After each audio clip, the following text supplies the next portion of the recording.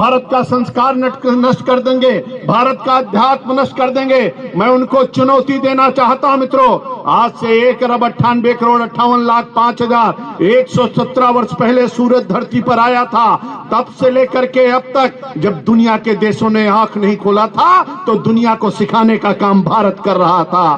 कौन नष्ट कर देगा? आप जानते हो, सतयुग बीत गया 17,28,000 वर्षों का, त्रेता बीत गया 12,96,000 वर्षों का, द्वापर बीत गया 8,64,000 वर्षों का, कलयुग के 5,117 वर्ष बीत चुके हैं। 18वें वर्ष में चल रहे हैं। एक चारों युगों को मिला के एक चतुर्युगी होती है और चार युगों को मिलाकर चतुर्युगी, और 71 बार जब चतुर्युगी होती है एक मनवंतर होता है। 71 चतुर्युगी मिलाकर के एक मनवंतर में जाते हैं। 6 मनवंतर बीत चुका, 7वां मनवंतर चल रहा है। 7वें मनवंतर की 28वीं चतुर्युगी चल रही है, 28वें चतुर्युगी की कलयुग चल रही है। कलयुग के 5,117 वर्ष बीत चुके, तब भी भारत था, आज भी भारत है और आगे भी भारत रहेगा। कोई माई का लाल कुछ नहीं कर सकता। और इसलिए गांधीनगर के वीर सपूतों, अपनी भुजाओं को, अपने पुरखों को याद करो। मैं आपको याद दिलाना चाहता हूं,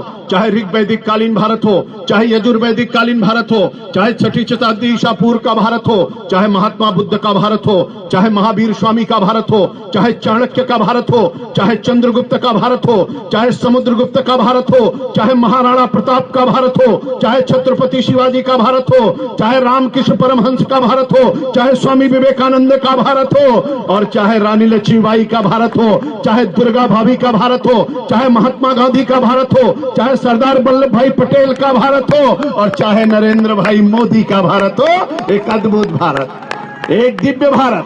मुकाबला करना चाहते हो, लोग तुलना करते हैं, बहुत लोग अज्ञानता में तुलना करते हैं, कहते हैं कहाँ राहुल, कहाँ? हमने कहा किससे तुलना कर रहे हो? कहाँ जमीन, कहाँ आसमान, कहाँ मूंछ का बाल, कहाँ पूंछ का बाल? कोई तुलना नहीं भैया। कौन सी तुलना करना चाहते हो?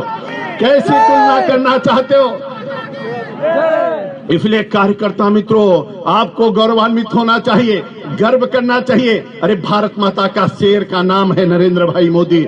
एक तरफ ब्रांड है, एक तरफ कांड है। चर्चा करते हो, इधर तो नरेंद्र भाई मोदी एक ब्रांड है और राहुल उधर एक कांड है। कौन सी चर्चा करना चाहते हो? चर्चा करते हैं। मैंने कहा भारत माता का शेर जब अमेरिका पहुंचता है, जहाज से नीचे उतरता है, तो वहां पर बराक ओबामा स्वागत के लिए खड़े थे। नरेंद्र भाई मोदी को देख करके, जो बराक ओबामा अंग्रेजी के सिवा जिंदगी में कोई दूसरी भाषा नहीं बोल पाए, वो बराक ओबामा अंग्रेजी भूल गए, गुजराती बोलने लगे। केम छो कह करके नरेंद्र भाई मोदी का हालचाल पूछने लगे। और नरेंद्र भाई मोदी उतरे और जब उन्होंने कहा केम छो, तो मजा माचू कह करके उन्होंने कहा।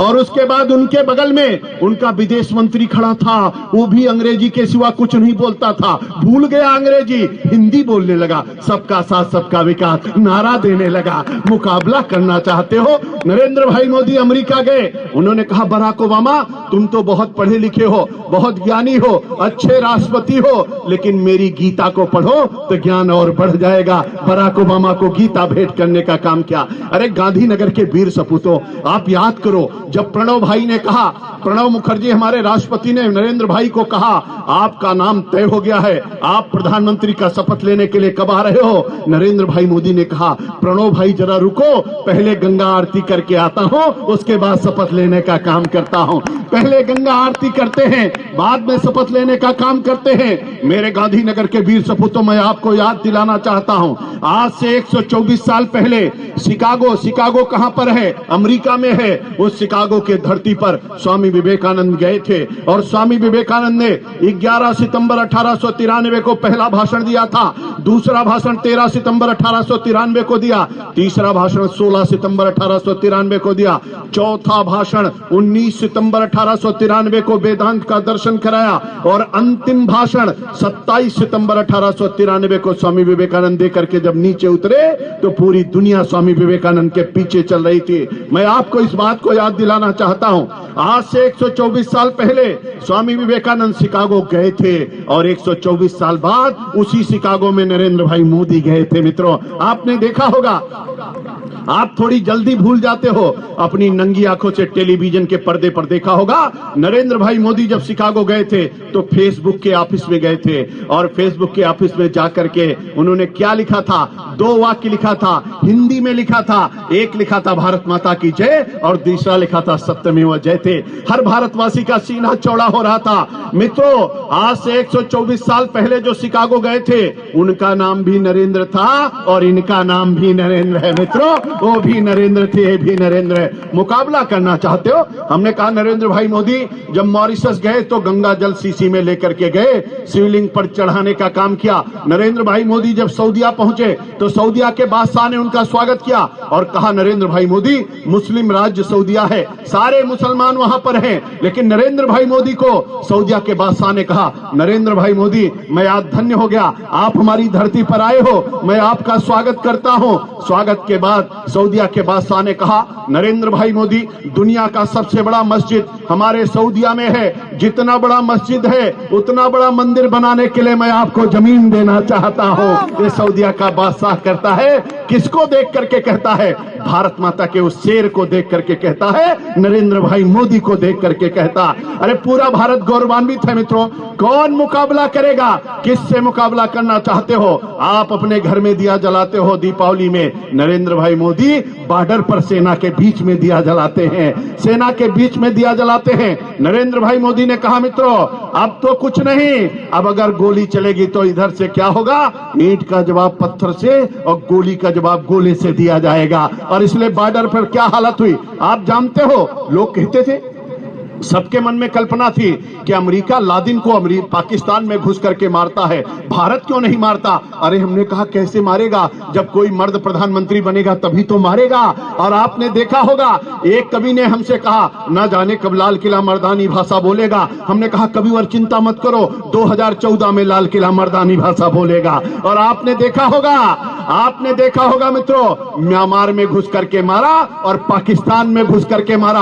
आज दुनिया के केवल 3 देश हैं जो दूसरे देश में घुस करके मारते हैं। एक का नाम अमेरिका है, दूसरे का नाम इजराइल है, और तीसरे का नाम भारत है जो दूसरे देश में घुस करके मारता है। मित्रों, अरे कौन कहता है? मैं आपसे कहना चाहता हूं, मेरे गुजरात के वीर सपूतों, आपकी धमनियों में अगर भारत माता का खून बहता है, अगर आप अपने आप को भारत माता की सच्ची संतान कहते हो, तो मैं आपको याद दिलाना चाहता हूं, अथर्ववेद में एक लाइन है जिसमें कहा गया है, माता भूमि पुत्रो हम पृथिव्याम, भूमि मेरी माँ है, मैं इस पृथ्वी का पुत्र हूं, अगर जीऊंगा तो भारत माता के लिए और मरूंगा तो भारत माता के लिए, ऐसा संकल्प होना चाहिए। और इसलिए आपकी माँ को कोई कुछ कहता तो आप नाराज हो जाते हो। मैं आपसे कहना चाहता हूं, अगर भारत माता की तरफ कोई आंख उठाने की कोशिश करे, उसकी भी आंख निकाल लेने के लिए हमको आपको तैयार रहना चाहिए। इसलिए देह की शक्ति को तौलना चाहिए, देश की भक्ति को बोलना चाहिए, और माँ की अस्मिता को कोई अगर छुए, रक्त हो तो उसे खौलना चाहिए, रक्त हो तो उसे खौलना चाहिए, ऐसा संकल्प लेना चाहिए। मेरे नौजवान साथी जितने खड़े हैं, मैं याद दिलाना चाहता हूं, बहुत सारा प्रश्न राहुल ने किया है। मैं आपसे कहना चाहता हूं, गांधीनगर के वीर सपूतों, मैंने 167 प्रश्न तैयार किया है, और मैंने चुनौती देना चाहता हूं, जो ऊपर चले गए उनके लोग और जो नीचे जिंदा हैं, अगर कोई माई का लाल एक प्रश्न का उत्तर दे देगा तो मैं जीवन भर गुलामी करूंगा। अगर एक प्रश्न का उत्तर दे दे मित्रों, कोई कांग्रेसी नहीं बताता कि धारा 370 क्यों लगाई गई, कोई कांग्रेसी नहीं बताता कि लियाकत समझौता क्यों किया गया, कोई कांग्रेसी नहीं बताता कि सिंध नदी के जल के बंटवारे में 2/3 से ज्यादा पानी पाकिस्तान को क्यों दिया गया, कोई कांग्रेसी नहीं बताता 72,400 किलोमीटर जमीन कट करके पाकिस्तान के कब्जे में कैसे गई, कोई कांग्रेसी नहीं बताता 61-62 में जब चाइना का युद्ध हो रहा था भारत के साथ, तो भारत का प्रधानमंत्री कबूतर क्यों उड़ा रहा था, कोई कांग्रेसी नहीं बताता है। 33,300 वर्ग किलोमीटर जमीन कट करके चाइना के कब्जे में कैसे चली गई, कोई कांग्रेसी नहीं बताता।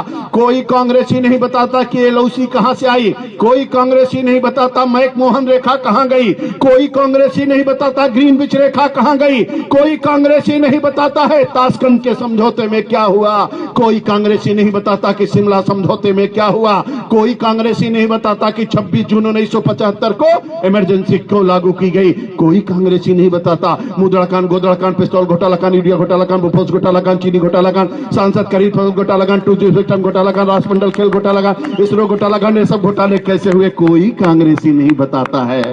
कोई कांग्रेसी नहीं बताता है। कौन बताता है? पूरे भारत को लूट लिया, पूरे भारत में आतंकवाद दिया। आतंकवादियों की जननी कौन है? कांग्रेस है।